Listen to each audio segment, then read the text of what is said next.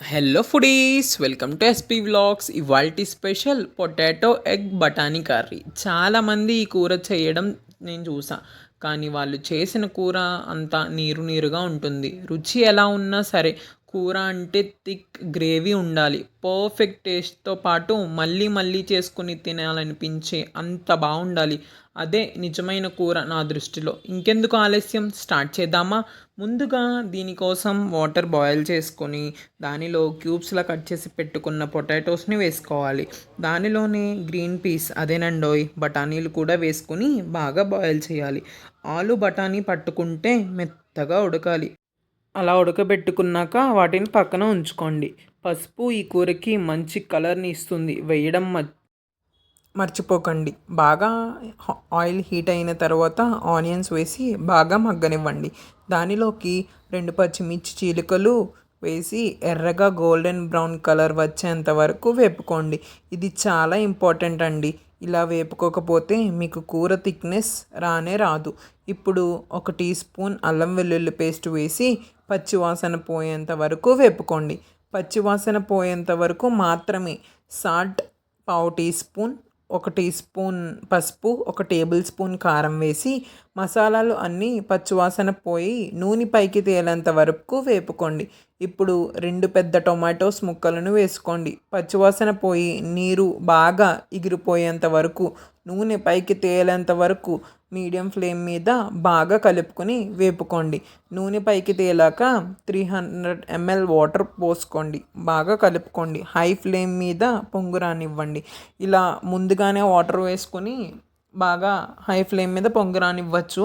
లేదంటే బాగా మసాలాలన్నీ పచ్చివాసన పోయిన తర్వాత మనం కట్ చేసి పెట్టుకుని ఉడకబెట్టుకున్న ఆలూస్ని కూడా వేసి బాగా కలుపుకోవాలి. తర్వాత 2 to 3 మినిట్స్ మగ్గనించిన తర్వాత దానిలోకి గ్రీన్ పీస్ అదేనండోయ్ పచ్చి బఠానీ కూడా వేసి బాగా కలుపుకోవాలి.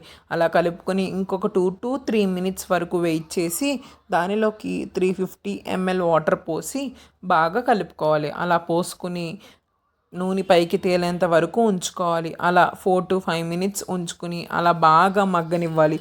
అలా మగ్గనించిన తర్వాత బాగా కలుపుకొని వేపించుకోవాలి. ఇలా నూనె పైకి తేలేంత వరకు ఉన్న తర్వాత మనం ఒకటి గుర్తుపెట్టుకోవాలి. మనం పచ్చి బఠానీలు కనుక తీసుకుంటే రాత్రంతా వాటిని నీటిలో నానబెట్టాలి. లేదంటే అవి మార్నింగ్ మనం కర్రీ చేస్తున్నప్పుడు ఉడకబెట్టుకున్నా సరే అవి ఇంకా పలుకుగానే ఉండిపోతాయి. సో అందుకని పచ్చి బఠానీ తీసుకుంటే అదేనండి డ్రై బఠానీ, అది తీసుకుంటే రాత్రంతా సోక్ చేయాలి. అలా సోక్ చేస్తే అస్సలు పలుకు తగలదు మనకు తిన్నప్పుడు. అలా కూరలో పలుకు తగిలితే అంత రుచిగా కూడా ఉండదు. కూర దగ్గర పడగానే ఈలోపు మనం ముందుగానే బాయిల్ చేసి పెట్టుకున్న ఎగ్స్ని క్లీన్ చేసుకుని పక్కన ఆయిల్ వేరే ప్యాన్లో హీట్ చేసి బాగా ఫ్రై చేయాలి. అదే కొంచెం గోల్డెన్ బ్రౌన్ కలర్లోకి వచ్చేంత వరకు ఫ్రై చేసుకుని వాటిని కూడా పక్కకు తీసి పెట్టుకోవాలి. ఇలా ఈలోపు మనకి చాలా టెండరింగ్గా మగ్గిపోతున్న ఈ టేస్టీ బఠానీ ఆలు రెసిపీలో మనం ఆ ఫ్రై చేసి పెట్టుకున్న ఎగ్స్ని యాడ్ చేసేద్దాం. అలా యాడ్ చేసిన వెంటనే చూడండి, ఆ ఎగ్కి టేస్ట్ ఇంకా అమాంతంగా పెరిగిపోతుంది. వెజ్ పీపుల్ ఇక్కడితో రెసిపీని ఆపేయచ్చు, ఆలు బఠానీ కర్రీ అంతవరకు.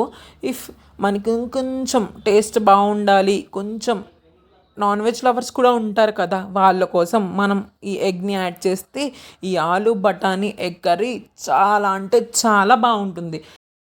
మన సబ్స్క్రైబర్స్లో ఎవరైనా వెజ్ పీపుల్ ఉంటే మాత్రం ఆ ఒక్క యాడింగ్ ఆఫ్ ఎగ్స్ని మాత్రం స్కిప్ చేసేయండి. అది స్కిప్ చేసేసిన కర్రీలో ఎటువంటి మార్పు ఉండదు. అదే టేస్ట్, అదే టెండరింగ్, అదే స్పైసీనెస్ అలానే ఉంటుంది. సో మనం కొంచెం నాన్ వెజ్ లవర్స్ కాబట్టి మనం ఎగ్ యాడ్ చేసేసుకుందాం. అలా ఎగ్స్ వేసాక 3 to 4 మినిట్స్ లో ఫ్లేమ్ మీద బాగా కుక్ చేసుకుంటే ఎంతో టేస్టీ అండ్ చిక్కటి ఆలు బఠానీ ఎగ్ కర్రీ రెడీ. ఈ కర్రీ వేడివేడిగా రైస్తో అలాగే రోటీతో, అలాగే పుల్కాతో అండ్ పూరీలోకి కూడా చాలా బాగుంటుంది.